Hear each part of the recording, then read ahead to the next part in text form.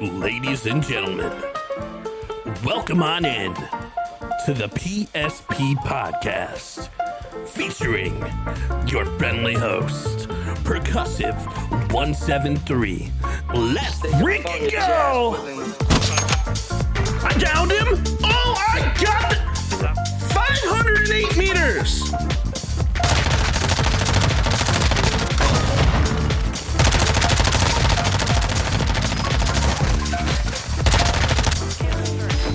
Literally, I'm pushing everything right now. I think it's the Lockman. Dude, this Lockman is so good! Oh my god, I'm disgusting!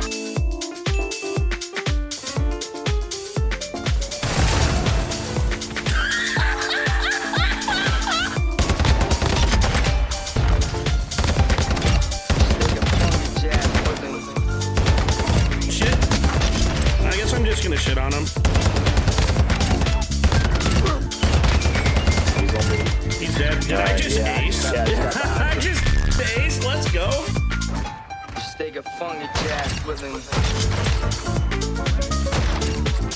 Easy triple. Ladies and gentlemen, it is my pleasure to have you be a part of the PSP Podcast. And I'm your friendly host, Percussive 173, and let's have a freaking party. Ladies and gentlemen, welcome on in. My name is Percussive173, and we are back with another episode of the PSP Podcast. And as always, the PSP stands for Perk Spreads Positivity, not the for my cat, where we talk about passion, storytelling, and the grind behind the great content and the quest for content. And today, we have somebody who is absolutely amazing. She's gorgeous. She's awesome. She is a light in the streaming space, and I could not be more excited to welcome SerenaParis, who is a creator that owns her own lane. If you've ever felt stuck, scattered, kind of unsure where you fit in the content world, this right here, this episode's for you. We're talking about finding your niche, we're talking about building brands, and we're talking about everything that you should be as a newer creator. And you know what? Let's turn it over to Serena. Serena, welcome on in. How you doing today? Hi, I'm so excited. You didn't have to hype me up that much. Oh, of Thank you. I course. appreciate I always it. do. I mean, you're good people, and like I always enjoy coming into your streams and watching your content. It's awesome. So, Yeah, thank you. That's very sweet. Appreciate it. of course. So, Serena, why don't you tell a little bit of world about yourself, people that may not know who you are. So, who is SerenaParis? Well, hi. Hello, besties. My name is SerenaParis. I am a silly goose. I'm a chaos coordinator. I am a yap princess. I never know when to shut my mouth. I'm obsessed with Taylor Swift. I have 3 beautiful kitty cats named Clyde, Khaleesi, Rainy.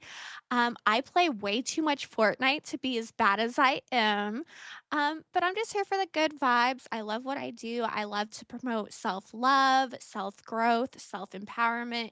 I always believe that the only person you should be in competition with blah, da, da, da, da, da. I truly believe that the only person you should be in competition with is yourself. That's a And I'm W really statement. excited to be here. So thank you, Perk, for having me. No, it's a pleasure to have you here. And like this, it's honestly really cool because I come in your streams and you always have positive energy, and like your streams are really awesome. And like I feel like you're really comfortable now, like as a streamer, and like going to the past conventions and like streaming for as long as you have. So, what games do you like to play?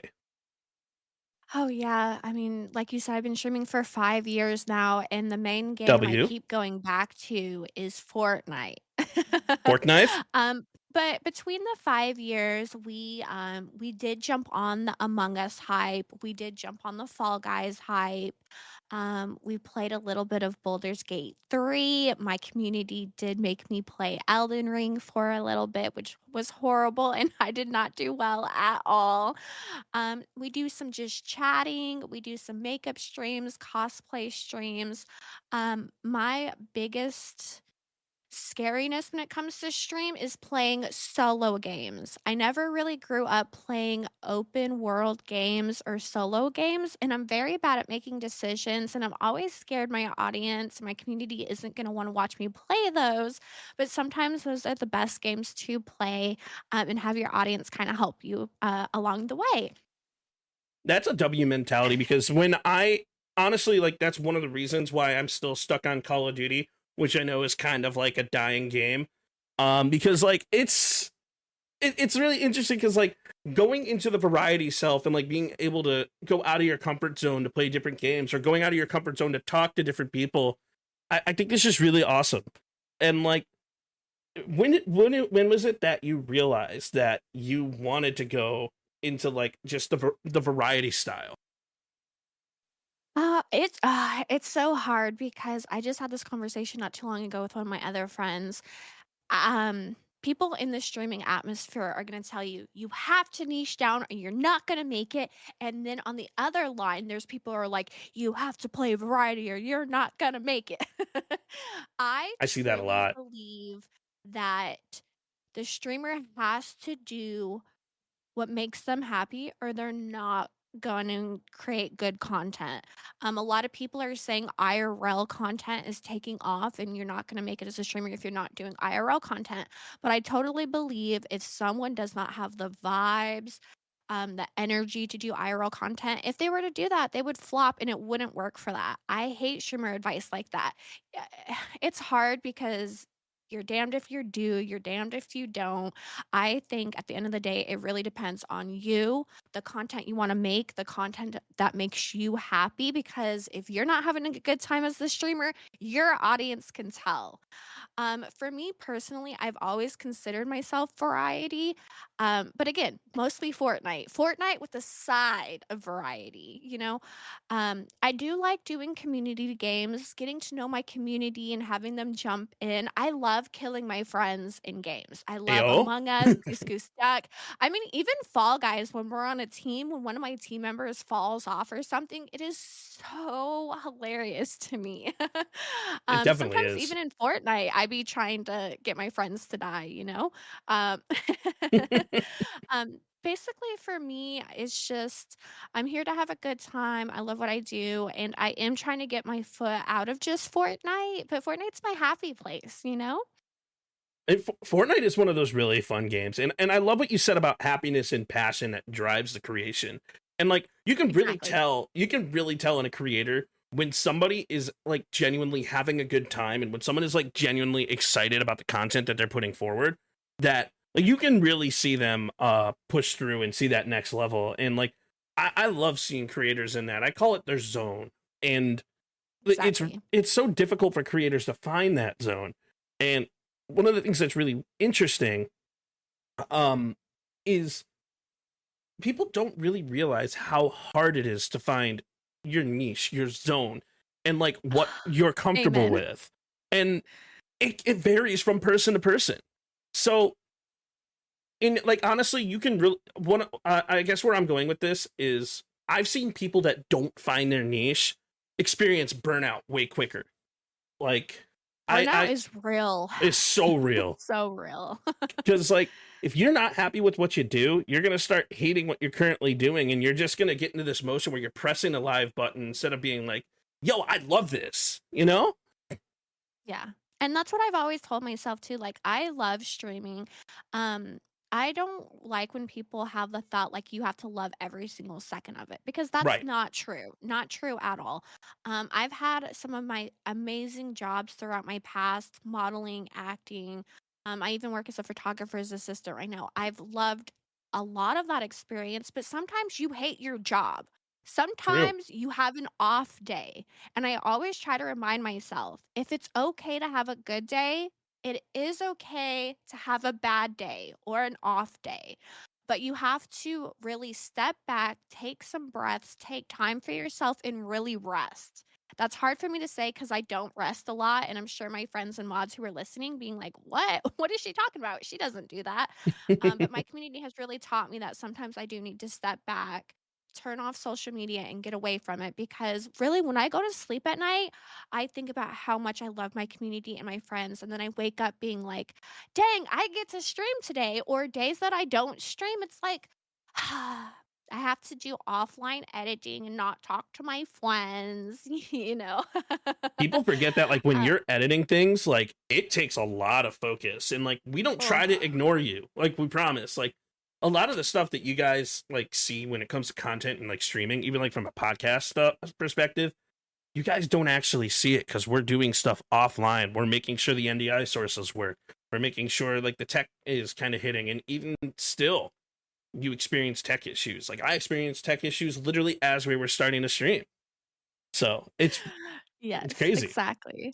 Mhm. Editing is the worst, but I really feel I like love it it. can make a video, even just small little things, and sometimes I hate doing it, but really if you want to be a content creator and you wanna grow and you want to post places, it's so important to put a little bit of a pop or a little bit of a sound or a GIF or something very funny or catchy right at the beginning of your video. But working hard is so, so important. For me, I get really upset when people who have never been in this space is like, all you have to do is go live and you play video games. That's so much fun. And I'm like, you do it, bestie.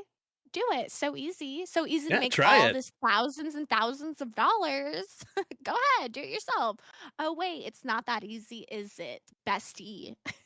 And that's the thing is, like, I you hear all the time, like, people coming out and, like, saying, "Oh, it's just so easy to play video games," and, like, and have other people clip things of you. Well, where are you gonna get those people to even get to the point of them clipping you? And, like, what are you gonna do to, like, get those clips to invite people in? Because no one's gonna really want to sit, like, like, and see you the first time, like, and sit all the way through, like, a 7 hour stream. They're gonna try bits and pieces, and if you're not entertaining, like, initially within the first, like, millisecond, you gotta have streaming is very difficult because you talked about the hook, right? You talked about the first couple seconds, and, like, we could talk about short form in this all day, because in order to get somebody engaged, you got to have hooks consistently throughout your stream. Any dead time, any silence, like, they're just gonna leave. Streaming is very difficult to keep people engaged, especially with the attention span of the current populace. And like you said, talking throughout your stream is so, so important. I always get asked like what my best advice is for newer creators. Hmm. And there's people who will tell you, you have to have a good mic, you have to have good lighting, you have to have a camera, you have to have this, that. When I first started, I started off an Xbox, a horrible camera, and an old mic, and my audio didn't even match up. It was very horrible, very bad. And if you didn't know, guys, Xbox had privacy right. So when you were playing Fortnite with your friends, the stream could not hear your friends. So I looked absolutely horrible talking to myself when my audio wasn't even on the same page. But some of my people from the very beginning still come in every now and again. And it's because you have to have personality. You have to be able to talk. And they have talked about how much XYZ has changed, upgraded, stuff like that. But you could have the best setup and have no one watch you if you're not entertaining, if you're Yep. not talking to chat, if you are not making your community feel seen. And that's so big. That's so important. Like, you gotta, like, streaming is, like I said, it's next level when it comes to hooking your audience in. Everything has to be engaging. Everything has to be entertaining. It has to have a direction, a premeditated direction too. And, like, I mean, you can wing it, sure, and it can be awesome, and it can be cool, and it can be like the best stream ever. And that does happen from time to time. But, like, throughout the stream, where you're trying to keep those people in, you never know who's going to join your stream, who's going to see what's going on, who's going to um click here for the ooh woo, like, that's literally, like, that's my Twitch thing. I send it out to everyone, click here for an ooh woo, because I will never ooh woo. Mhm. But it's like, Yeah. how I are you mean, going to and get it's people engaged? clickbaity, that's Yeah, exactly what it is. right. It's and clickbait is important. Well, I digress. Clickbait has its functionality. Like, you want people to click there, but then what are you going to do when they click there? Exactly. And I do feel like something that sometimes people miss the mark when it comes to clickbait is sometimes people will put something totally off the wall, something that has nothing to do with their content.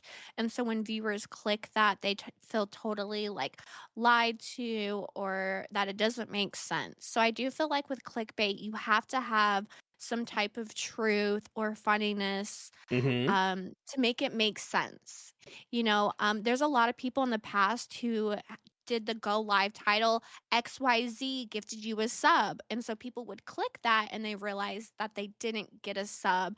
And then it kind of almost upset them. They felt lied to, I have a story because about I. that actually. I'm not gonna name the streamer that happened. Like this is back when I was a viewer, back in like but just before COVID.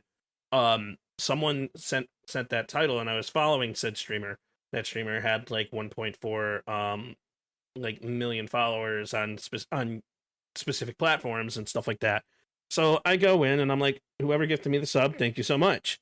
And Namaj laughed at me, and Oh, I'm like, oh, what did I do? And like, I didn't realize that that was clickbait and that the clickbait worked. And I'm gonna be honest, the way the mods treated me there, I actually never wanted to go back. So yeah. it's all fine and dandy, like to have like something in the clickbait to get somebody engaged and see the people come in, but your community that you create also is going to keep people around just as much as you're going to keep people around. And it's really like you said, it's a reflection of yourself. Your Mm-hmm. mods, your community, your VIPs, they really are a reflection of yourself. And I've gotten really good about interviewing my mods beforehand, letting them know that you can be your own person, especially on your own time, other places. But in my channel, we are going to do XYZ. And I need to make sure that you're comfortable following my rules. And especially like VIP and other community members, like you said, we welcome people in, we make them feel seen and happy to be there. I can't imagine my mods just making fun of someone for instantly coming and saying something like that. That's very bullshit, for sure. And it happens in the streaming space from time to time. But so, let's as a newer creator, um, we always struggle finding our niche. And I still haven't really found my niche, although I would love to say that podcasting is part of it because when it comes to podcasting, I'm completely different than I am in the game.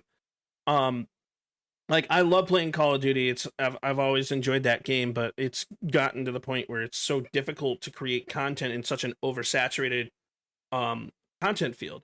So how does how do you think it's possible for somebody who's new in a content field to find their niche?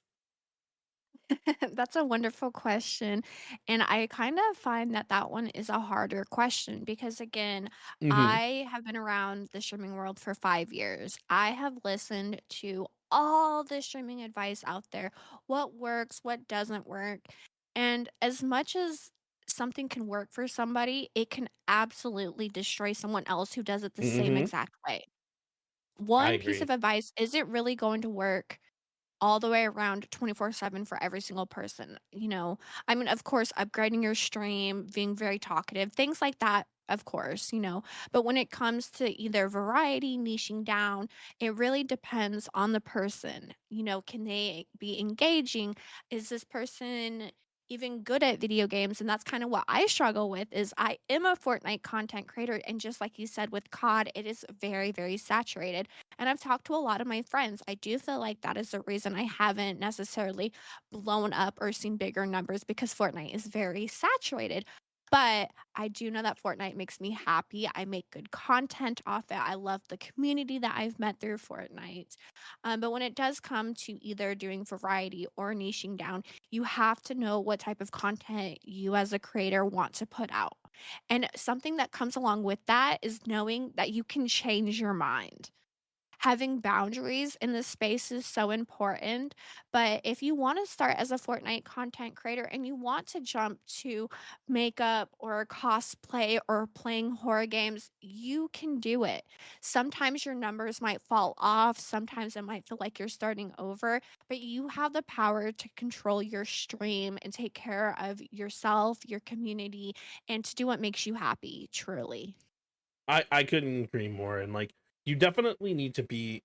It starts with passion, and then it drives with what you feel comfortable with or building that comfortability over time. And streaming is such a really interesting thing, and as you guys can tell by ever like hanging out with me or like talking with me, it's definitely like the entire industry is something I'm passionate about.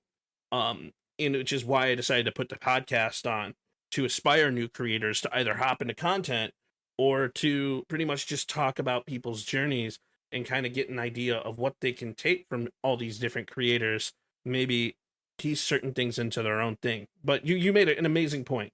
Not everything that works for someone is going to work for someone else. And we see this happen a lot where people will join like um creator network discords and or just like creator chats, and like it'll be great for like the first like couple days or couple weeks, and then it turns into a self promo channel only, which Yeah, I'm like gonna the follow for follow mentality. I actually posted about that today. Follow for follow doesn't work. When Yeah. you want to actually pride yourself in gaining an organic following. And if I had an advice for any newer creator, it's to post content before you hit the go live button. And that could be as little as just before you go live.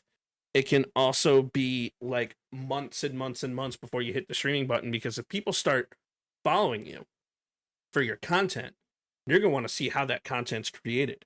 And that's exactly how I follow Bad Bear Gamer and got into the whole like streaming world through him and X Marie Angel. Like I love their content, and then I went to their streams. So what do you do specifically in regards to your content that might draw people in a little bit? Goodness. I try to post anywhere and everywhere that I can, especially like you said, right before stream. I've tried really hard to try to at least post a TikTok, Instagram, Twitter, YouTube, even if it's just a short, something very short, sweet, get it out there. I try really hard to batch my content sometimes. And if you don't know what that means, it means when you have a couple free hours to set and edit your content, get it ready and draft it into your social media. So I have a bunch of drafts in my TikTok, over on Twitter, and then that way I can just look at my drafts, type something out, and sometimes I even try to have the whole post together. The title, the hashtag, so I just have to push a button and get it posted up. Um, and that way it makes it easier. So when you're going to stream, you're not sitting there having to do all of that beforehand. I mean, it does take a little bit to make sure you're posted everywhere before stream, but trying to make a video and edit it before stream is such a nightmare sometimes. So batching my content has been very, very helpful to me.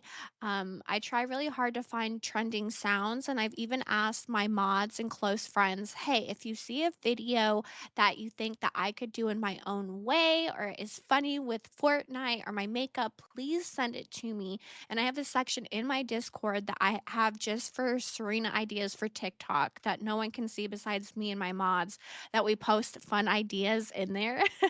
Yeah, Hannah is always posting stuff in there for me. But if I don't have an idea or anything, I can look in there real quick and find something that's very fast paced, something that I know I could do very quickly, so I can get content out. Getting content is so, so important.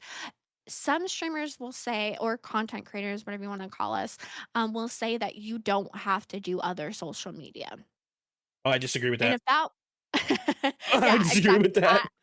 that. I will also disagree with that.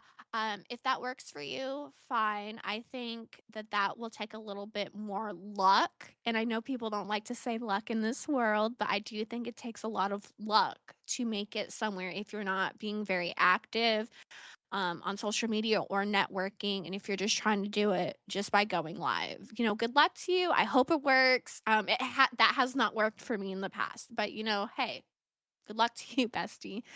Um, I've Posting go live posts, is very important too, but I've also learned, again, clickbait is very important for your go live post, but try to find some honesty in there. Try to make it funny, try to make it silly.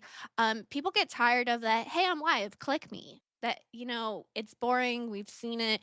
You gotta make your audience feel connected to you with your go live post or your go live notifications if you have one through Twitch, Kick, YouTube, whatever. Um making your audience feel seen is a huge part that I do work on, and it's very important. Absolutely. And that's so huge, like, when it comes to, like, going live. I mean, like, the TikTok algorithm will essentially pull everything in. When you hit your go live post and then you go live on TikTok, it's gonna pull your live pod or your live stuff into the For You page. So it'll show like your TikTok, and then it'll show your go live notification right after it. So people will be like, "Oh, I just saw your content. I just saw your thing," and I wanted to stop by and kind of see the stream itself. And then there you go, you made a new friend. And like, it's I think that you have to post everywhere.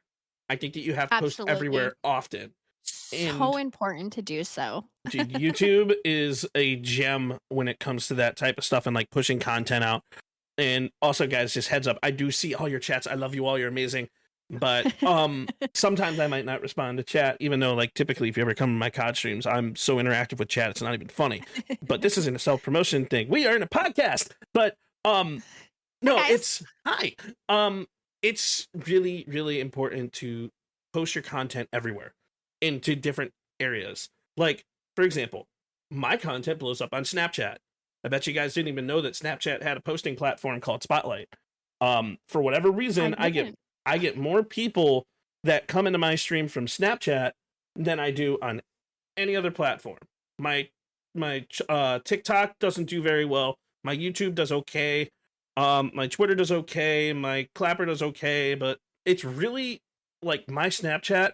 I went from 0 to 2 or to like 1,500 followers in 3 months, and Oh, it's that's because awesome. it's crazy. Like posting on multiple platforms is so important. So I definitely highly recommend doing that. Well, and then, and this has happened to me multiple times. Sometimes something will do absolutely horrible on Instagram and then go viral on TikTok, or Mm-hmm. something will do good on TikTok and then do absolutely horrible on Instagram or YouTube. Like, I've had things not even hit 1,000 views on one place and then a million somewhere else. It is so important to repost your content other places. And if you think it's a good video, don't feel bad about deleting it, changing it up a tiny little bit, and reposting. Always change Because up your sometimes videos. yes, Mm-hmm. exactly. Sometimes reposting can get you out quite a few views, and I've done it a few times. Absolutely. Reposting is so important when it comes to content. And like if, for example, my lag switch video back in Warzone 2, um, what's really funny about this is like I posted it on my main account. It didn't do well. I posted it on my secondary account a month later. It's now still giving me notifications on my backup TikTok. Like it's already hit like I think 250,000 views, and it's still getting notifications of people saying, "Yeah, that's not how cheats work." And I'm like, "But it is." But I digress. Yeah. It's just Well, really and then funny. sometimes responding to your hate comments makes a video go more viral. I've had that Oh happen yeah. many times too. And then they get mad, and then I just keep responding to them because they keep responding to me, and it just keeps the video going. And my favorite response to hate comment is why? Because they Sometimes I'll be like, "Thank you. Thank you for the comment." I either respond with why or you do realize that your hate content just got me 10 more views. Thank you. Mhm. But Thank you. thank you. Come again. But and that's like really interesting when it comes to like finding like your passion in creating. It's like a lot of creators, we're called creators because we create content. We also create a space for people. We also create an environment that's welcoming and there for like everybody. And a lot of people forget that all this stuff that happens behind the scenes. So let's talk a little bit about it, you know? Like what do you do behind the scenes that really elevates your streams? So, I try to do a little bit of everything.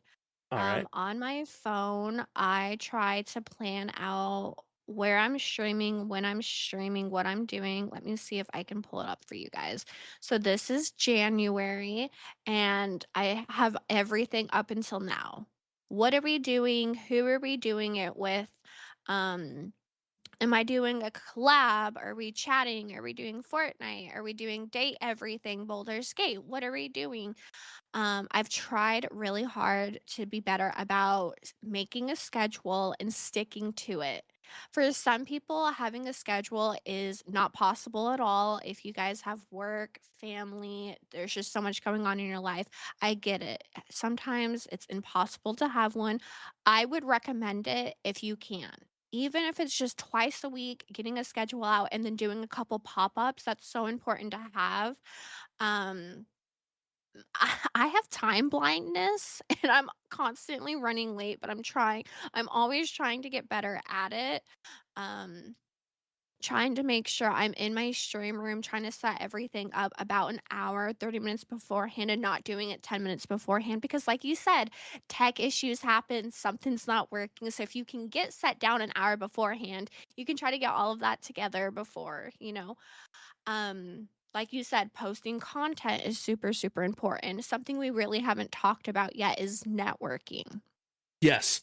And N- networking is not follow for follow. yes. Network is finding people on any streaming service, TikTok, Kick, Twitch, YouTube, wherever you're at, finding people you actually genuinely like, you vibe with, and you just hang out in their community. You get to know them, they get to know you. Sometimes they'll come back and support you, and sometimes they won't. There is streamers that I watch almost every day that do not come into my chat. And I'm not upset about it because I like their content and I have to remind myself my content is not for everybody and I totally get it. But I thought about it the other day. I know that there's streamers who come into my chat that I don't always get to hang out with either, Mm-hmm. unfortunately. Streamers are busy and there is not enough time to support all of us. It's truly impossible to do so, but that's why I like other social media. I really do. If I can't catch your live stream, I can post on your TikTok, I can respond to your Twitter, I can leave a comment on your YouTube. Like if you are friends with other content creators in the space, you can support each other, not just through live streams, but networking is super important. And there's so many people who are like, "Well, I followed this person and they didn't follow me back or they haven't checked me out." That's not networking. That's so much of that follower for follower mentality. But if you find communities who are similar to you and mesh well with you, some of those people will come back and that's how communities grow. But you have Mm-hmm. to be genuine about it because if you're not genuine about it, you will not grow and it will not work. I I'm trying to couldn't think. agree more because networking is one of those things that people fail at consistently. For somebody who has a business degree like myself, the first thing that they teach us in regards to networking is to make your friends and enjoy your Yes. friends. Also, it looks like my TikTok is frozen, unfortunately. Oh no, But TikTok, what are you nah, doing? I will refresh that in a little bit. So But I have it all in one note, Ika. So at the end of the year, I can go back and kind of see how many streams I did without it being in different spots. yes, and what I really so networking in a nutshell. That's what we were talking about, and I'm so sorry that I just got sidetracked with that. Networking is the idea of communicating with someone to achieve a collective goal. And people forget that. It's more than just achieving a collective goal, it's a mutually beneficial interaction. And like for example, when you and I met at at the convention, right? Um however it was, like you had no idea who I was. You probably had no idea that I even watched your content and enjoyed your content. So I made it known who I was and how much I like your content and how much I enjoy your content. And then you found out that, oh yeah, Perk does this thing too. And that's really freaking cool. But it's like being able to identify and find the common ground to be able to grow your community and passion is such an important piece. And like Exactly. networking And is not incredible. being like, hey, check me out. I'm live right now. That doesn't work, bestie. No, it does not at all. Like I actually had a conversation with somebody today. I'm actually pulling up the actual like post that I had because this person um said follow for follow, I follow back. And I'm like, hey bud, it's not follow for follow is not going to help you grow. And he's like, it would. And I'm like, no, it won't. How many people are actually going to tune into your streams and follow for follow? How many people are going to actually enjoy your content? How many people are going to interact with you and become a viewer? How many people are going to actually watch you for your videos? If you want to follow for follow, why don't you just go? If you want to follow for follow, why don't you just go to a Reddit thread and go buy followers? Like Ugh. it's the same thing. It'll boost your numbers, but numbers aren't going to make your content more enjoyable and keep people around. Only you can. And his response to me was, dude, it's not that deep. It's just Twitter. And I'm like, then go buy followers then, homie. Oh And he's like, I'm God. broke. I don't give a crap about this. Like, I just need connections. And I'm like, and this is why you're not going to grow. And this is why I blocked you. But Well, thank you. make real, genuine connections then, bestie. Bingo. You Genuine have to put the connections. work in. Hmm. So important. And people forget that. And it's like being able to find your niche inside of the streaming industry and make friends within your field is about making those genuine connections too. You can't find your niche unless you make those connections. Exactly. And sometimes it can be hard to put yourself out there. No one wants to be the person to send the message first. Yes. Everyone's kind of scared that people are going to say no or turn you away. But I've gotten really good about messaging people, asking to do collaborations, maybe hanging out beforehand. I even have a note in my phone, with my basic rules for collaboration. So if someone wants to collaborate, I'm like, here's my boundaries. What are your boundaries? So we're all on the same page. Because I feel like there is some streamers out there who don't really understand or respect streamer etiquette because there is a lot that goes into collaborations.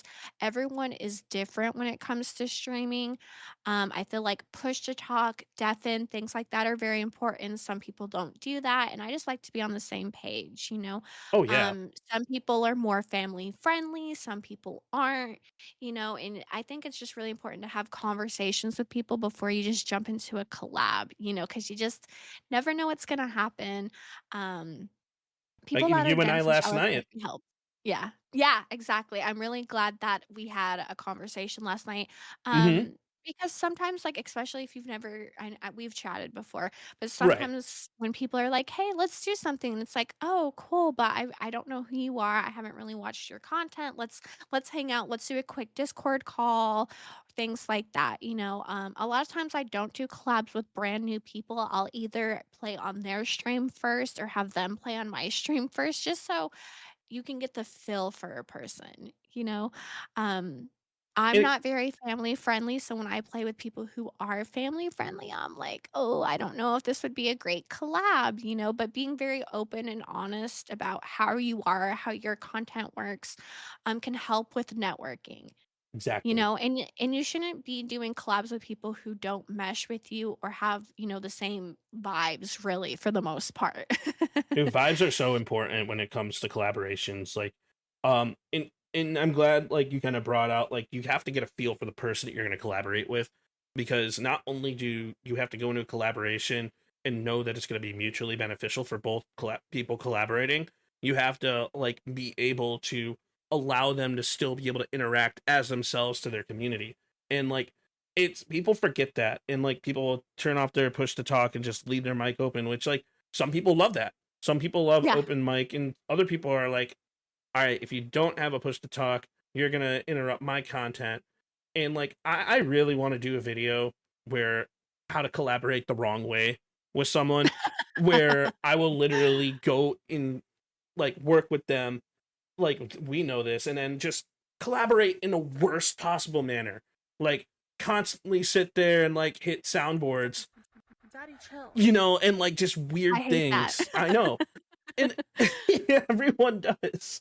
But um it's not just like that style of content either. It's like understanding the collaboration aspect and being able to actually talk to your partner beforehand is another way that you can help find the people who work with you and find your niche within the streaming world.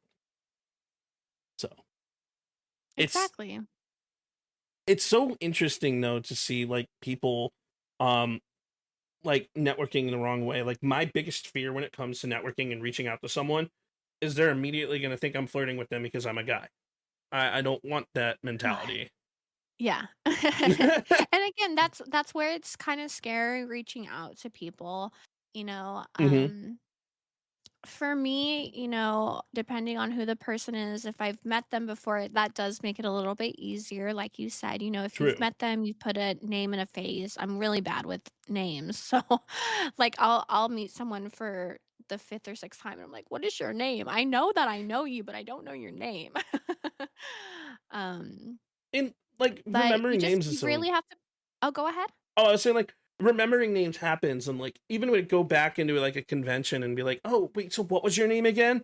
Like Yeah. that's okay because you're still communicating, and that's already starting that battle.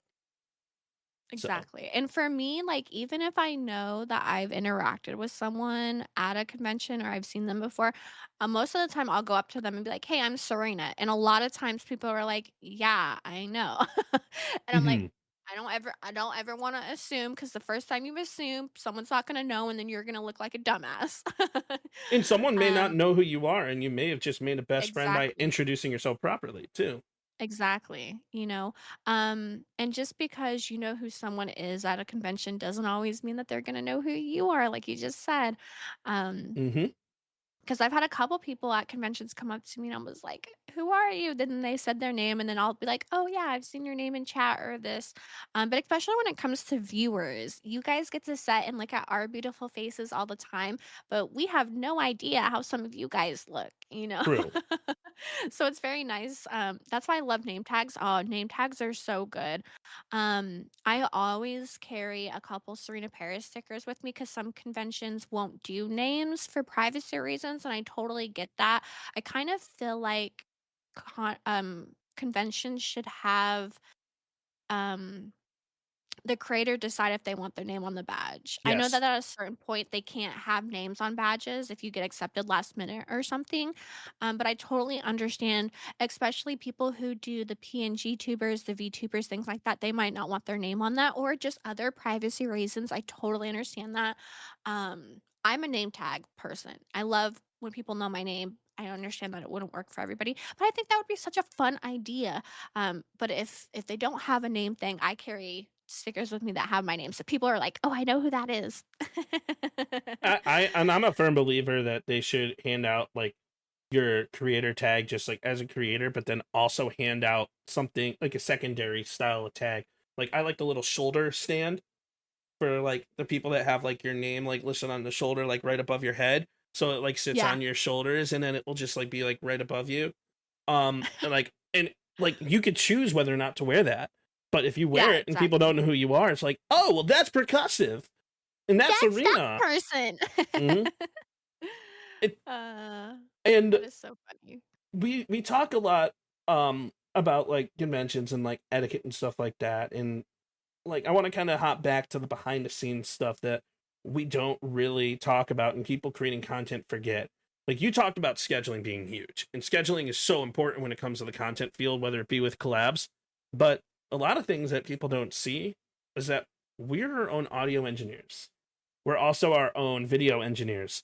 There's a certain level of technological prowess that we need to have um, to be able to just make our streams work. Like I could sit here and do an up and open settings discussion with OBS and like understanding bitrate, understanding nested scenes, understanding internalizations and NDI and like stuff that like you guys wouldn't even think of when it comes to streaming because everybody's set up different. So what Yeah, is for something sure. within your setup, whether it be from a tech aspect or just from a tools aspect, that you think we should know as new creators? This answer is gonna be very hypocritical because Sure. I have not done it and I still have problems with it. My partner does a lot of my IT stuff, and I'm very grateful for him. Hey, that's okay But though. if you are a new content creator, even if you aren't a new content creator, really learning the things that you have and that you're streaming on, you need to learn them in and out. If you're doing Streamlabs, OBS, Meld, wherever you're going to stream from, you need to learn the settings. And like you said, I I don't know anything really. I know the basics of the basics, but there is so many YouTube videos out there that can really help you, especially with the basics. Hmm. But just sitting down and taking some time to learn your software is very, very important. Um, Because let me tell you something, you can end stream, not change a single thing, and then you'll start the next day and something will be off, wrong, and you're like, "What the heck? I didn't even do anything. I didn't click anything. I didn't turn anything off. I didn't turn the volume up or down." But let me tell you what, no matter what you're using, there will always be issues and you need to know how to fix it. I don't know how to fix 99% of my problems, but we should learn together, maybe. I can talk about this for hours and hours and hours on end, being a tech nerd, and I'm gonna actually show you guys a little bit in the middle of stream. So Oh, fun. I created this scene the other day. I'm gonna minimize a couple things here, but give me 1 second before we actually switch scenes. Like I created this scene the other day. So here's my in-game scene. So you guys don't see Serena, who's my podcast partner, right? Well, Okay. boom, boom. Now you see Serena. And now we can talk about this stuff like via OBS on the same stream. So I have an we'll also talk for a moment about how you guys on TikTok won't be able to see this, unfortunately. The reason why you can't is because you can have display capture on one side, but you can't put it on the other. Nested scenes is very interesting. Let's talk a little bit about like the nested scenes. I have a million different scenes. This is my in-game scene that I duplicated into a nested overlay with her uh guest scene cam. So to go into this is going to highlight Serena completely, just so you know. There's two things that I have. I have a window capture, and the properties within that window capture are capturing the stuff within my Discord. That is crazy. Yeah. And that way there is no delay, and it always is able to keep her in like a good position. Now, I can actually increase the size of her if I wanted to, but that's cool. But what I really wanted to talk about in regards to like nested scenes and stuff is the fluidity of it. So now that you have that nested scene, you can actually stream at a higher bit rate. Sorry, I'm trying to go into the output settings here. So I'm streaming at 6,000, but I record at 55,000. Okay. Um, One of the lessons that I like to teach people is upload versus download. When you stream at 6,000, which is the ideal bitrate to hit 1080p. You can actually grade that to like 10,000 if you're trying to stream at 2K. From a recording aspect, so streaming works with upload speed. Your recording works on download speed.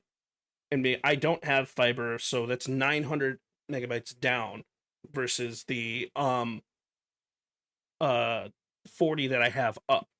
So I'm staying within the realm to still be able to stream comfortably on my computer, but also record at a super high quality level. And Yeah, that's that's how super we edit our important. videos. But I'm not going to go into a whole tech detail on OBS, but that's just like that's like the cool little like beginning stuff that like you have when it comes to streaming and content is like understanding your software, understanding the tools behind the scenes. It's so awesome. Yeah, and for me, like, I've heard nested scenes and stuff, and I'm just like, "Yeah, I'll work on that whenever I get the time." And then I'm Sure. 5 years in and I still haven't done it. But everyone is different and there's so many different ways to make things work. But there's Yeah. also so many things that can create things to be more it's from a technically smooth perspective, especially because I professionally do a podcast, not just here, but in a different area. It's really cool to see like those things in action and to see how things work. Yeah, absolutely, for sure. But yeah, let's go. So, what are some other software that you use in regards to the streaming world that you may want to bring up? And then, Wonderful question. mm-hmm, For when I'm streaming on Twitch, one of my favorite, tools is Mix It Up Bot. I love Mix It Up Bot. There's a lot of W. different commands that you can make. There is so much on Mix It Up. I have not learned nearly enough about Mix It Up. But there's a lot of different things that you can do to customize your channel, make sounds, put videos, pictures on your screen. It's a lot of fun. I use OBS. I'm trying to think. When it comes to editing, I use DaVinci Resolve. Same here. That is so freaking nice. It did take me forever to learn. I was totally overwhelmed with it. I still am a little bit, but trial and error, watching videos is so, so important to do. And I've finally gotten better about just trying to get better about my content, my editing. I'm always like, I want someone to do it for me. And it's like, maybe one day you can, but right now you got to do it yourself and you got to do it right. And you got to put good content out and good streams out, good editings out.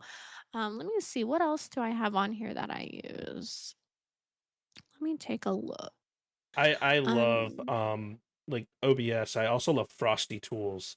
oh, Um, Frosty Tools. Yeah, Frosty Tools is a wonderful one. I love them. I use I have Frosty my Tools stream. just to get Oh, go ahead. times. I use Frosty Tools for timestamps. I will Oh, pull it from. timestamps. I will. Yeah. I will actually pull it from my high quality recording, but those timestamps that I have are massive. But 'Cause that way you don't have to go through and look at a 5-hour video the whole way through. You can exactly, see that this happened or that happened, and you have a better idea of how or when it happened, you know? you can even add that to your I channel for clips too.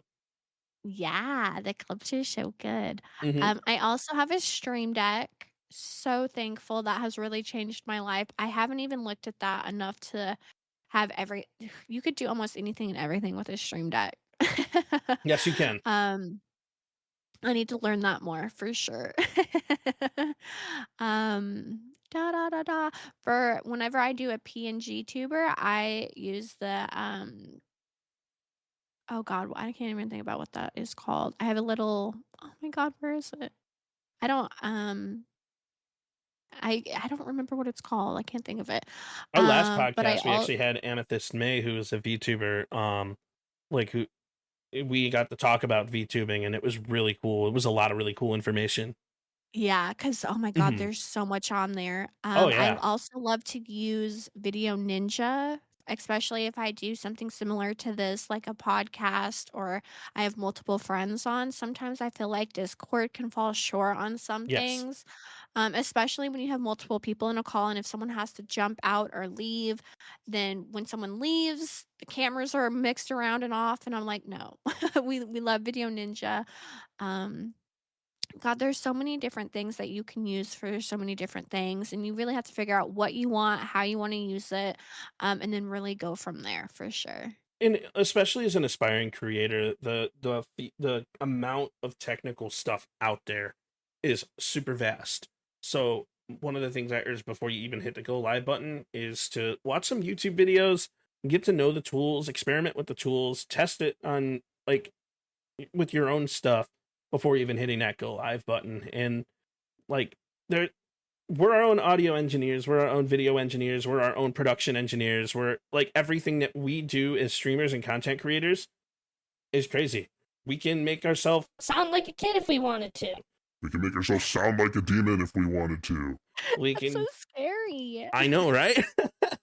But Oh there's so goodness. many things that we can do from a technical perspective, all with just the push of the button. I have a Stream Deck XL and I love it. Yeah. It's there's so many great things that you can do. You'll have to get with me one of these days so we can do like a little one-on-one class or something. Hey, I'm so down. I will talk about tech until people's ears fall off. But Yeah, because I mean, I have a lot of my basic stuff. I love having like the transition button so I don't have to switch over to my OBS and do it. I have a bunch of different sounds, my socials, things like that. But there's I've watched stingers. some videos that I'm like, dang, that is insane that you can do that just by a push of the button, you know? For those of you guys that don't know what a stinger is, I'm going to throw my Rally Esports stinger on real quick and change scenes. So a stinger is a transition between scenes where it's like a little video that swaps to the next scene. A lot Oh, of yeah. creators actually will go with just a straight fade, but that's what I like to do for podcast stuff. But there's stingers that are like transitional scenes that you can use, and it flashes, it's inviting, it brings the people's eyes in, because as creators we got to keep them optically entertained, audibly entertained, and we can do that in many different ways. Yeah, I was gonna say mine is like heart sparkles with my name. I'm like, "Ooh, that's so pretty." And that's awesome. So, but again, it's all going back to finding your niche, finding what you like, finding like the type of stuff that fits your unique content and streaming style. And as a newer creator, it's so important. So, that being said, on your streaming journey, what was like discovering your niche? Was it just intentional, or did it just one day just click? So for me, I started with Fortnite and I haven't been Hmm. able to give it up. So it basically did just click. There is a big part of me that is like, I don't want to give it up because Fortnite does make me happy. I love it. You know, it is very saturated. So I do feel like that has hindered and hurt my growth a little bit. But I love it. But I also have learned that you can do other things on stream that you do love. I love doing cosplays. I love doing makeup. I love hosting my own panels and podcasts and just different segments when it comes to, Jeopardy back for my birthday in February, I hosted a murder mystery with a bunch of my friends on stream, and that was W. so much fun. Um, it's just a big reminder that when it comes to streaming, you really can do anything and everything within whatever site's rules that you have. Over here on Twitch, it's TOS. YouTube's going to have different rules. Kick's going to have different rules. But, if you are a chef, don't be afraid to go downstairs into your kitchen, make a little nice setup, cook something, show your passion. One of my friends, Hales, started as a Fortnite Fall Guys streamer, and she has jumped over to doing mostly just like really cool body paint makeup streams. And Oh, she cool. has just completely blown up because you can tell she's having a good time with it. You can see how much time, energy, and love she pours into her content. Again, it goes back to your audience can tell if you're not having a great time. And when Fortnite had Star Wars, I was so sure my community could tell I was not having a good time. Um, I hated the Star Wars season of Fortnite, but being able to try other things out has been super, super important. And just knowing that my community is always going to show up. Sometimes there's slower days, sometimes there's faster days. Um, and really, again, when it comes to niching down or doing variety, it is truly up to you. Yes. Someone's other advice out there is not going to work for you. Uh, I've had people who do Fortnite and they're like, you have to play with your viewers every single day. That's how you make partner. That's how you're going to grow. And I'm like, that would burn me out quicker than a dying light bulb. Not everyone can That host customs and have fun with it? yeah. And I like to play with viewers on Fridays and have a set day set aside so I know that that's what I'm doing. But I could not do it every single day as much as I love my community and I love my friends. You never know how it's going to be, and you never know if people are going to be shitty or hurtful or anything like that. So I've seen that work for other people, but then I've seen them burn out and try something else, and then like they've hit partner because they've done it so often, and people love that, and then they try something else and then they a lot of times I've seen people give up completely on streaming because it kills their analytics, it kills their numbers. No one's in chat because they're doing something they want to do that isn't Fortnite customs or playing with viewers. And that's so heartbreaking because you have seen how hard they worked to get there. But then that just goes to show you like throughout your career you have to do the things that make you happy and not just things that are going to help with numbers. And there's not everyone can be Swifter and hold custom games and do Simon Says. Not everyone can be the only shady and run around with an RPG and shoot people and play it in that game style. And that's just COD related. Like there's niches inside of niches to be able to kind of. I hate the concept and saying putting yourself in a box, but I mean there's different boxes and categories like for a reason.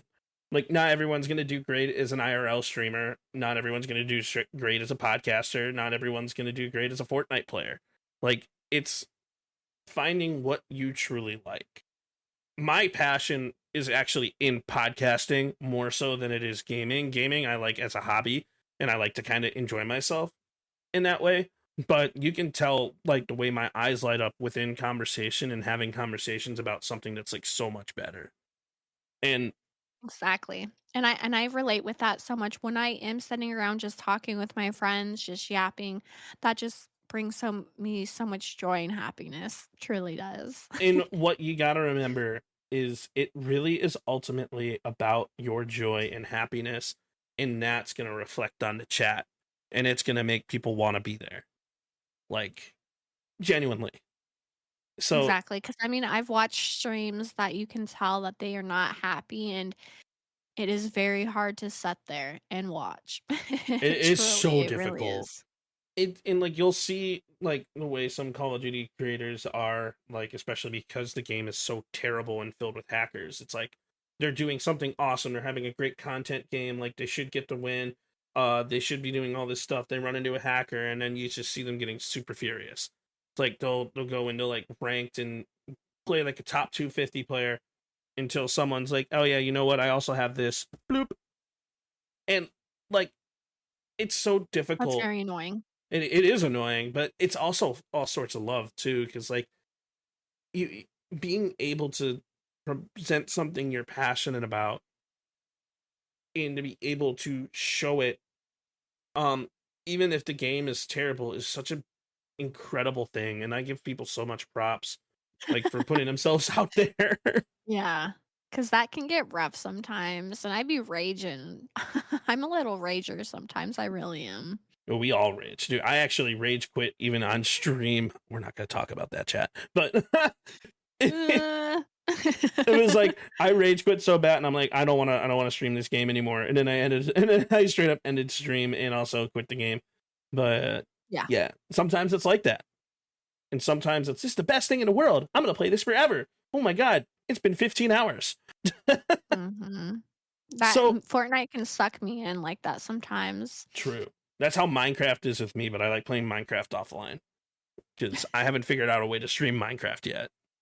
Nice. Yeah, hopefully you can. Yeah, I have, rage quit with Overwatch. It was one of the first times I've ever seen red, and I thought about, like, flipping my desk and breaking everything. Like, I had to literally run off a camera and go scream into my pillow in the other room because I got so mad. See, I would have filmed And then that. I would have something here just to punch and be like, yeah, and then I came back to stream and was like, "Hi, guys. I'm sorry, that was embarrassing." And then everyone was like, "Ha ha, that's so funny." And I was like, "Was it? Was it really that funny? Because I don't think so." dude, and like, but raging is also part of it because it's one of those things that brings people like in. And they'll be like, "Oh, I remember you. You're that streamer that raged on Overwatch. You're that streamer that raged in Call of Duty." You'd be Yeah. like, "Yes, Nick, it And then now was." I have to play Overwatch again at some point, and I'm like, "Oh, I ain't ready. I ain't ready." I feel that, and oh, but it's all about the fun. Like we forget that, like it's even though we rage, it's because we love the gameplay and love the game itself, and it's because we want it to be well. But what role does your audience feedback play in shaping your content direction? And I love this question. I know this is out of left field here, but No, that's okay. Can you ask it again? sure. What role does your audience feedback play in shaping your direction of your content? I think that is a good question. This also goes back to boundaries and being able to take care of yourself, your community, reminding yourself that boundaries can be fluid and they can change. When I first started, I was not 18 plus. I think I was like 19 or 20, and my siblings were still under 18. And I was like, you know what? Anyone can hang out. We can have, everybody hang out with us.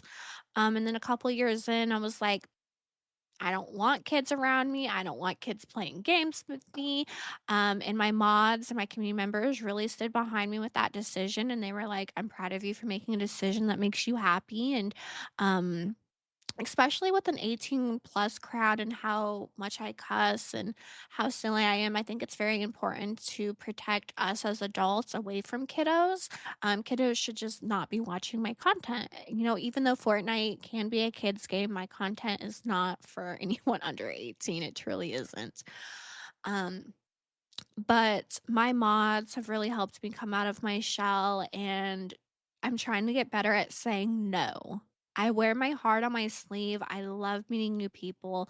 I love trying to make sure everyone loves me and wants to be my friend or wants to like my content, but I have to remind myself that's never going to happen. Right. Not everybody's gonna love me, and as much as I am as a people pleaser, people are gonna hate me, people are gonna hate me, people aren't gonna wanna watch my content. So a lot of my mods, my close friends, some of my VIP members, they truly remind me, like, do content for yourself. Be who you are and the people that you want in your kingdom, 'cause I treat my community like a castle. Like, you can't just walk in. A royal guard or myself has to meet you at the castle gates, especially in Discord. We have to give you a role if you are over 18, then we let you in. But then you go on your own journey. Sometimes you come back the next day, sometimes you comes back 3 months, a year later. Everyone has their own life and journey, and it's so hard to show up every single day. But Oh yeah. here in the Serena Kingdom, anyone and everyone is welcome if you can follow basic rules and have basic human decency. And people are like, that's crazy that you have to say that. Trust me. Trust me. I know it's insane. But people will break the rules and be like, I didn't know that. You didn't know that you couldn't be a fucking asshole? You didn't know that? That's insane. you And we know? see that like everywhere, especially like with the way like 2025 recently has been going. We see people pushing boundaries and making like weird decisions. So we do have to kind of like push back on our rules and say, yeah, guys, like, look, our rules are like this for a reason. Yeah. So please respect that. Respect my mods, respect my privacy, respect my friends. Like, there are people that I've known for years that um like that sometimes like things change over time or their personalities change, and you just kind of like got to be aware of that type of stuff. It's like you got to respect people for who they are, and like Mhm. also understand basic human decency, like the golden rule, treat people the way you want to Yeah, be well, treated. and people grow, people change, things Hmm. change. And I think as a creator, you have rules are so important. There's so many people who are like, "Oh, I don't want rules because I don't want to miss out on people. I don't want to miss out on a viewer or a follower or a commenter or whatever." As much as we all wanna grow, I wanna grow. I do wanna be a bigger content creator. I know most of us want that. I don't ever wanna keep someone in my circle who makes me uncomfortable or my community uncomfortable. I mean, just the other day, I did another podcast with a friend the other day, and one of my mods have banned them from my channel, and then they went in during the podcast and was like, your mods banned me for no reason." And I felt so bad for, the person I was on their podcast. I was so embarrassed, and she was like, "Girl, you cannot be sorry. You're not in charge of other people's actions." And she went ahead and had her mods ban and delete too, but it's people on the internet can be so shitty, and you have to remind yourself, you are your own person. You have to take care of yourself.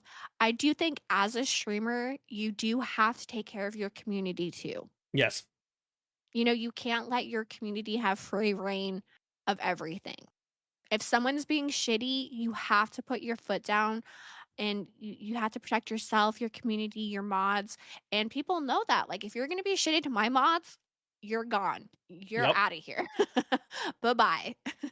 And like I went from having personally, I went from having 12 mods down to having just two, because their people change over time.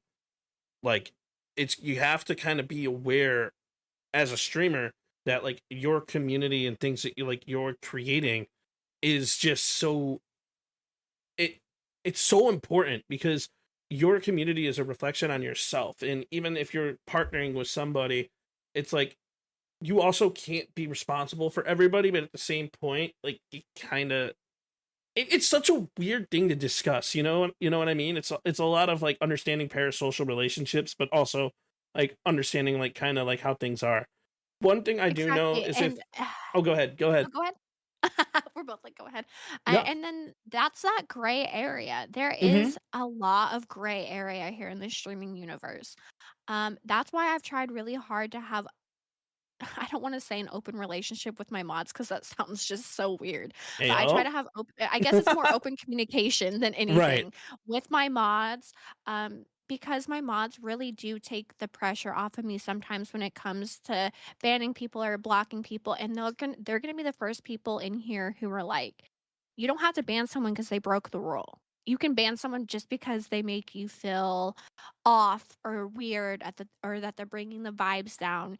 And if I have a question or if I have a concern, I can go to them and be like, this person really didn't do anything, but how do you guys feel about that? And just having people you trust in your community is so, so important. Because, like you said, like, God, I have like 300 people in my Discord. You cannot be in charge of every single one of them 24/7, you know?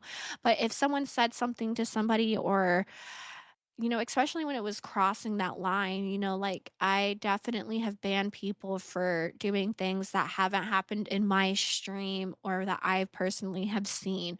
But if someone has come to me and said that this person makes me feel XYZ, um, I've definitely banned multiple people because of that. And I am this streamer and I can protect my space and I can do that.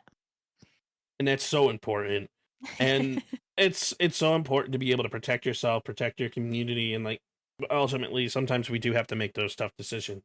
We can't control everyone, but we can control like the entirety of our community at, for the better in ways. That gray area is so important.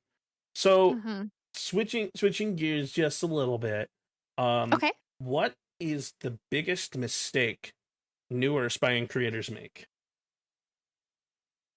Oh, what's a mistake that newer people are doing? Mhm. Um, that's rough too. Hi Cosmo, hi friends. Again, guys, we are doing a podcast. We see you guys here. Sorry I haven't responded to everybody, but I'm so thankful that y'all are here. For me personally, I think newer creators, not everybody, because I know that, one shoe can't fit everybody, but there is a lot of people I've seen start stream because they really think that you can make money here. Yes, You I agree. can make money through streaming. Yes, you can. You will not make a lot your first, second, maybe even third year unless you just absolutely blow up, which if that can happen to you, I hope that that could happen to other people. I really do. I hope that it could happen to me. Some months are amazing. Some months are super, super slow. When it comes to content creation and making money, there is really no average. And you have to be ready to understand that. People are like, I want to pay my bills. I want to pay my rent. I want to do this. I want to do that. And as someone who is a full time content creator and who has to make money on stream, I do get that making money is important. One of my friends said this to me about 2 years ago. He was like, Serena, no one would work for free 40 plus hours anywhere. No one should expect that anywhere. If you are going to be streaming, editing videos, posting places, you shouldn't be expected to work for free because there is so many people out there who are like, you shouldn't expect money. You need to be doing this as a hobby, blah, blah, blah, blah, blah. That's also true in some aspects of it. Like, you shouldn't demand things from your community or expect things. And that's why I've started making more money through sponsorships, my Yes. Patreon. You have to have different places to make money. Going live is not going to make you money immediately. And I think some people think that it's just going to happen overnight. I have seen it happen to a couple people here and there that just absolutely blow up overnight, but it probably most likely will not be you, unfortunately. I would love for that to happen to me, but we've been here 5 years, and I'm so grateful for everybody who still hangs out, supports me, loves me, just supports me in any way. But it's a big reminder. The money and content creation is very fluid, and you never know how much you're gonna make. Um, we kinda talked about follow for follow. I think a lot of people get sucked into that very easily when you're first starting. You're like, "Oh, this person wants Yes. to follow me, so I'm gonna follow them back." Um, Being very trusting in the very beginning of your career can be very harmful to you. There's gonna be people out there who are gonna use you, have you watch them, support them, but then they're not gonna support you in return, and again, that kinda sounds follow for followy. You have to network, you have to trust yourself, you have to be able to read people's intentions, and sometimes that's very hard to do, you know? Oh It's yes. so rough. It's so Um, difficult. I agree yeah, with you so much. Like being overly trusting is a huge mistake that newer creators have. yeah, People expect it like, oh, you have a multi-million following. I'm gonna follow you and check out your content. But are they really supporting you type deal? It's like, but you gotta be careful kind of who you let in. I genuinely think the biggest mistake new creators make is lack of understanding what it takes and lack of effort. yes. So Well, a lot of amen. people you learn from your failures in content, by the way. So like Yes. let's be like straight up and honest here. But lack of effort, like when you post your content, to like I wish I could show you guys like the first video I ever made versus the current content that I'm making now. Actually, I could if I pull up TikTok, but we're not going to go there. But it's the lack of effort when it comes to making content. Post the things that you're proud about. Post the content that you want. Put the effort in front and show the people why you want to do it, why you want to be here. You're so right. You're not going to make your money off of just streaming and gifted subs. That's just never going to happen. Like you make your money on the back end, like actually running a business. Not only are you a streamer, but you also offer this to the table. Not only are you blank, but you do this in return. You offer the Patreon in return. I don't have a Patreon, but I'm just using like kind of what you said as an example. Mhm. Like you got to be multifaceted in this world to be able to be successful now. Like you can't just Yeah. be a baseline. I hit a multi collateral headshot in Call of Duty. Love my shit. No, that shit ain't gonna work. Like, Yeah, putting your eggs in different baskets is so, so important, and I mean, like I said, when I started 5 years ago, my setup was absolute shit, and it is so crazy, like you said, to see, like, your first videos to your now videos. hmm I remember my little brother was like, "Do not stream. What you're putting right now is embarrassing." Looking back, it was embarrassing, and it's not good content, but he always was like, "You need to start streaming when you have the perfect setup." 5 years later, I love my setup. It's exactly what I wanted, but the only reason I have the setup I do now is because of my community and my friends. My community have helped me get my computer, my desk. Some of these plushies are the redemptions that people have gotten, and I've went out and got plushies for them. Like, you have to I'm s obsessed with your everyone has plushie to s collection. Just saying. Me too. I have over 200 now, and I'm like, everyone keeps asking me how many I have, and I'm like, "At this point, I have no idea." Not a clue. Um, Everyone has to start somewhere, and if you want to start streaming, I definitely think that everyone should try it. I don't Yes, think it's for everybody. I definitely think when it comes to live streaming, a very big thing is communicating and talking with your audience. If you don't want to be very talkative when you're creating content, I think long-term YouTube videos is the better way to go for you. Um, but again, I'm not your mom. I'm not gonna tell you what to do.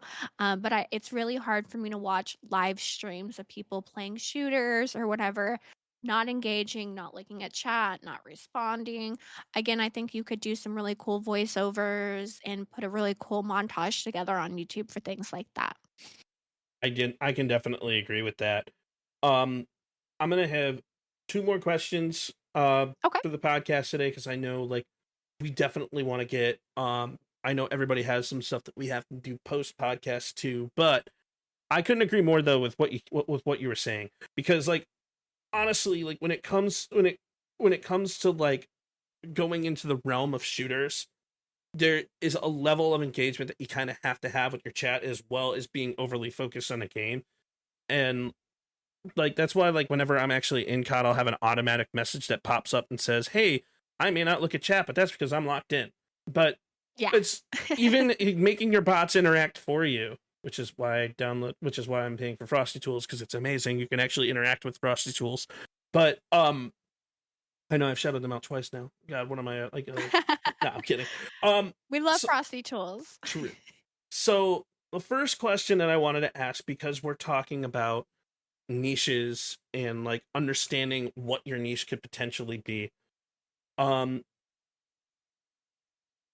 what is one sign that someone hasn't found their niche yet, and what is your suggestion to help them find that niche? And I know this is super broad. Yeah, another good question. For me, we kind of talked about it earlier. When I'm watching someone stream and I can tell that they just rather be anywhere else than there, than playing that game, doing that IRL stream, like whatever they're doing, I can tell that they're not all there. And again, some people have off days. Again, like I said earlier, it's okay to have good days, so it's okay to have bad days. If you feel like you're in a rut, which I've been there with Fortnite every now and again, don't be afraid to change it up. Try something new. Ask your community what they want to see. Um, don't always do what they want if you're not comfortable with doing it. Because I've had my community members tell me they want to see XYZ, and I'm like, I don't want to do that. But, maybe someone can give you a good idea or push you into the right direction. For me, I'm very scared to do my makeup and my cosplays because I'm such a baby when it comes to actually doing it. But every time I've done it, I've been super proud of myself, and my community has really shown up for that. Um, I think it's very, very important to tell your community what you're up to and what you want to do, because they want to show up and they want to support you, but they want to hear what makes you happy. They want to see what you want to do.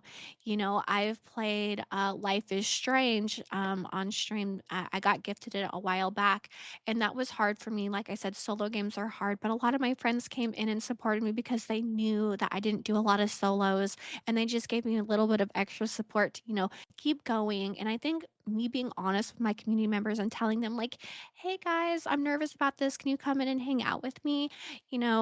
Being very upfront with your community is something that's so, so important. It can be very intimidating and scary telling people certain things, but I've gotten better and better about doing it because those people are your community and they love you and they want to support you. And sometimes people don't know how to support you unless you ask a certain way or for a Yes. certain thing? What was the question? I forgot. Did I get off No, base? you're still on topic. It was, what is the sign that someone hasn't found their niche, and what Oh, can they okay. do Yeah. to find it? So just Mhm. so, Ika, the whole day today, I was like, damn, I can't remember the question. Hopefully this makes sense. Oh, it's making sense. No worries. um But yeah, if you're feeling like you're in a rut, try something new, do something different. Don't be afraid to take off a couple days. That Mhm. is something that I struggle with.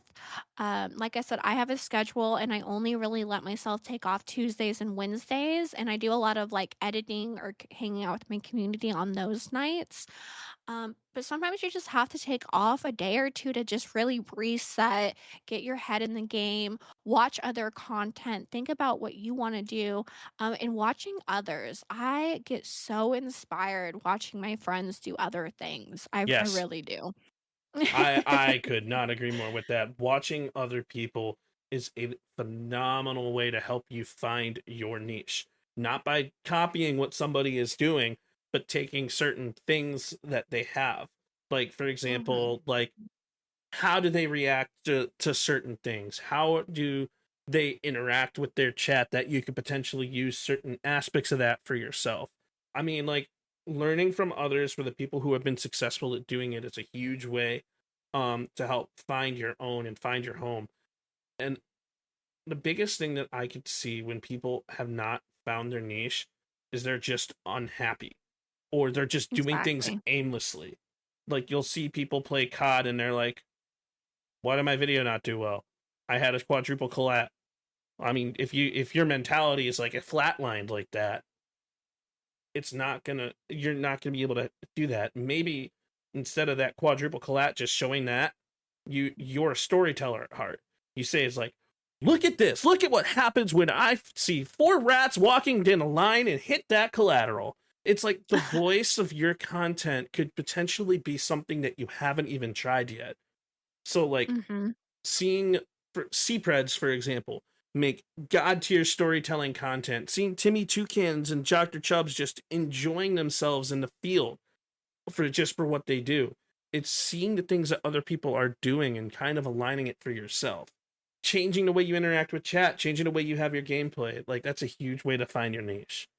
And Exactly, and like you said earlier, like, being in a box is okay sometimes, but mhm, sometimes that box can be very suffocating, and you have to get yeah, out of your box, you have to get out of your comfort zone, and you have to try new things because the new thing that you try to do could really work for you and bingo. get your love for content back again, because it's totally okay if you do lose the love for content or the drive for content sometimes. Now, if it's consistently draining you all the time, then you might wanna look at doing something else. Yes. But, just starting over is totally okay when it comes to content, and that's such a big, big reminder for all of us. And it's so huge to just the number one thing that I tell new streamers is just to have fun. Like just have Yes. fun. Like Yeah. And it's just start, like, yes. there's so much that you learn along the way. You said this earlier, but you really learn through the process of it all. You learn through Mhm. trial and error, and you learn through your mistakes, and you can only get better by actually doing it. Exactly. For a new streamer too, I don't know if we've really ever talked about this yet, but Sure. you have to be comfortable being by yourself, and that's something Yes. that 5 years in, I still struggle with it. I don't know why. I do. I have a hard time when chat slows down. I really do. But you have to be comfortable streaming to no one. You have to be comfortable streaming to 500 people. My best advice with that, and something I wish I could, if I could go back into time and do something different when I first started, is when no one was around, to talk more, That was to literally say my things last more. question. And then that's a great segue. My last Okay, question yeah, go ahead. was what's the one thing you wish you knew when you started streaming? Okay, so So, yeah, kind of what we just kind of started with. mhm, Um is that it's not gonna be easy. yes. I came from a background of modeling and acting, and I was one of those people who was like, "I'm gonna break into content, and Imma be famous 2 months from now, 3 months from now." Let me tell you what, that did not work. That did not happen, bestie. Um, but really, when I first started on Twitch over 5 years ago, when chat was dead, a lot of people, and I did it too, kinda just played the game and didn't really think about it. I wish that I would have practiced more with talking. People can talk all day long, but when you're in front of a camera and you're playing a game and you're trying to think of things to talk about, it is way harder than anyone really knows until you've done it. I get overstimulated very quickly, so trying to soothe myself while I'm listening to music, Fortnite, thinking about what I'm gonna say next, the lights, the sound, it is so much all of the time. It really is. Um, but when you're streaming to no one, that is the best time to talk about anything and to get practice in, because when people start coming in, at that point you have experience. You Mhm. kind of know how to talk when a chat is slow. And if you've talked to nobody and you can keep a steady pace, you'll be able to do phenomenal when you have 5, 10, 20 people in there. You will be good to go. If you don't know what to talk about, I got this advice. I don't even know who gave it to me. And I do it sometimes, not always. I have a bunch of sticky notes at my desk, and they say, write things down that happen throughout your week that you want to talk about. Talk about your day, talk about what you're excited about. Um, try to make everyone feel included too. You want to say hi to everybody, but you also want to ask follow-up questions. If you Yes. know someone has a cat, ask about their cat. I know sometimes people are a little bit more private, so if I have someone who comes in who I know has kiddos and stuff, I'll be like, "Hey, I hope you and the fam are doing well," because I love that as a viewer I don't it depends on what you're doing and how chat is going, and sometimes all you will get is a, "Hey, how's it going?" But that doesn't really give the viewer much to go on. But if you ask follow-up questions, if you make them feel included, sometimes you have to have a one-sided conversation with chat, and sometimes that's Hmm. very hard, but the more you do it, the easier it gets, I promise. So and to bounce off that, if you can't stream to 0 people, you can't stream to 1,000. Can you say that again? Okay, yeah, if you can't stream to 0 people, you can't stream to 1,000. For example, Amen. I was the difference between raids in this situation is so crazy to think about. Back in year 1 of me playing Call of Duty and making COD content, I got raided by Timmy Toucans, and instead of just having fun, I got scared, nervous, and I was sweating. Literally Yeah. scared, and everyone in chat was making fun of me, and it made me sweat more. But it was a good thing because people started realizing that, oh, I care about the entirety of chat, and I wasn't ready for 1,000 people to come into my chat and start interacting with me. And I actually ended up losing the retention from that raid, even though I did gain a solid 200 or well, not 200, a solid 50 plus followers in that situation. Then But let's that's fast. really cool. That's a good experience, but that can Mm-hmm. be very overwhelming. Oh, it really is. And then we'll fast forward to year 3 when BB Jess rated me, and I was Oh, I love actually chess. able to retain that audience. Mhm. So being able to talk with yourself and enjoy things by yourself is going to allow you to retain those people if raids happen. And not only like how to handle yourself during a raid, but just how to handle your chat in general. Like there's a difference between just mindlessly being like, um, oh, I just sniped him. Awesome. That's cool. Mhm. Let's clip it. Versus, all right, guys, we know that this guy is going to be in this building. We're going to make sure that we push. We're going to go down. We're going to drop from underneath. And then we're going to try to come up from behind and get him out of that building so he's not camping.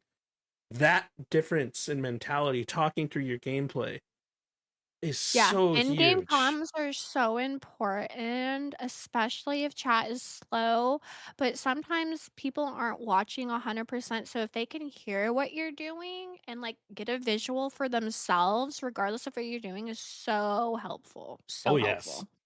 And the one thing I wished I knew when I started streaming is 95% of streaming is introspection. And what I mean by that is 95% of streaming is being happy with yourself and learning from your own mistakes. Period. Period. Like we want, and No chat lie wants to see detected. you happy, and chat wants to see you having fun. And unless you're happy with yourself, you're not going to be having fun, and it really is going to reflect on the chat. It truly is. Exactly. And So like we said already, like if you're having an off day, I would recommend you don't stream and that you edit content or you take a bath or you do something else and you try to clear your head? exactly.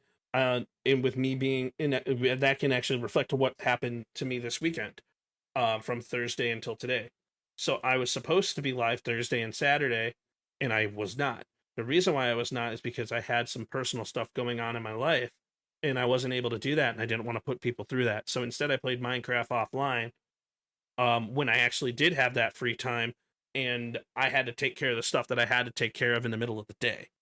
But understanding that it wasn't the right time to stream, introspection, understanding your own mentality and ideas, like it's such an important trait to come up with. So what's one last thing that you want to leave new streamers, or leave for the new streamers? We'll make this the last question, and then we'll end, and then Yeah, we'll of end. course. Mm-hmm. Absolutely. For new streamers, believing in yourself is so, so important. Again, I'm a huge people pleaser. I want anyone and everyone to love me. And when I get trolls in chat or mean comments somewhere, it breaks me. It makes me so sad, and my partner is, such a hype man, and he's like, "Serena, look at these other 1,000 comments that are sweet and kind, and your community loves you. You're gonna let one asshat ruin it for you?" And I'm like, "Yes, because I want this person to like me." And I am getting better at understanding that not everyone's gonna like me. Not everyone's gonna like Perk. Not everyone's gonna like you. It sucks, but it is the way it is, but you have to think about it yourself. There is people out there that you will not watch. True. I know it. There is There's people out there 100%. that I'm not gonna watch, that I'm not gonna hang out with, that I'm not gonna support. Your people will show up for you. You're Exactly. gonna have to work hard. You're gonna have to make content, edit content, get it out there. Believe in yourself. Something that I have always reminded myself is no one else is going to do it. Yes. No one else is going to show up for you like you can show up for yourself. You have to be your biggest hype person. Bingo. Even if you don't believe in yourself, you gotta at least pretend in the beginning. That And is so fake it important. till you make it sometimes. That is so important. Um, You definitely have to be your biggest hype person, and you have to believe in yourself before anyone else can believe in you. exactly. And, just have fun with this. Don't be afraid to change things up. And at the end of the day, do what makes you happy, guys. Truly. Bingo. Last thing I will leave with everyone as like for newer creators, enjoy the journey, have fun in the journey, but also remember, not everyone is cut out to be that streamer, and not everyone is cut out to make content. But have fun and Period. learn. But Serena, thank you so much. It was a pleasure having you on the podcast. And ladies and gentlemen, if you missed the majority of the podcast, not to worry, it's going to be posted at a little bit of a later date. But I appreciate everybody for hanging out and coming out. Serena, love your face. You guys Yeah, of course. Thank you guys for having me. of course, have a wonderful day, everybody, and we will talk soon.